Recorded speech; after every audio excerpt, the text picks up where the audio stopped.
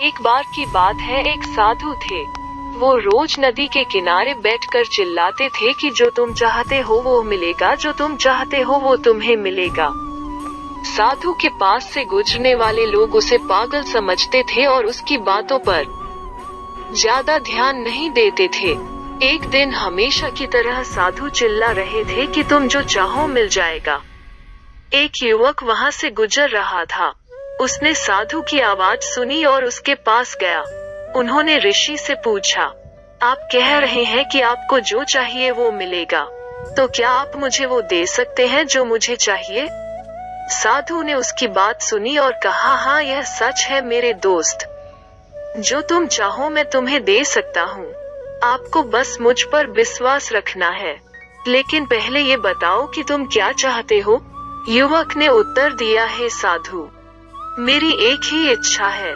मैं बहुत अमीर व्यक्ति बनना चाहता हूँ। मैं हीरों और मोतियों का बड़ा व्यापारी बनना चाहता हूँ।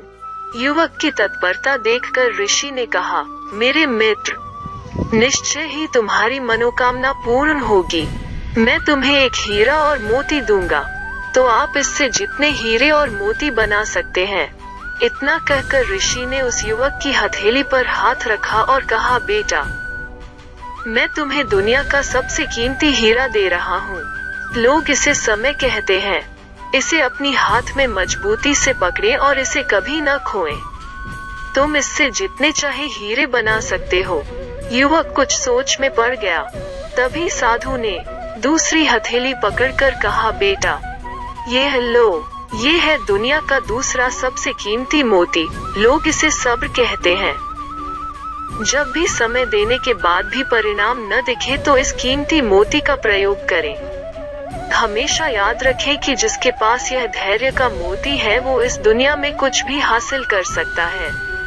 उस व्यक्ति ने साधु की बातों पर गंभीरता से विचार किया और एक महान सबक सीखा कि समय और धैर्य इस दुनिया में सबसे कीमती रत्न है।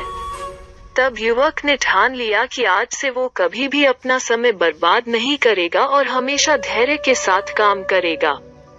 वहां से जाने के बाद युवक एक बड़े हीरा व्यापारी के यहाँ काम करता था। उसने अपने समय का पूरा सदुपयोग किया, ईमानदारी से काम सीखा और अपनी मेहनत और धैर्य से एक दिन वो खुद हीरों का बहुत बड़ा व्यापारी बन गया।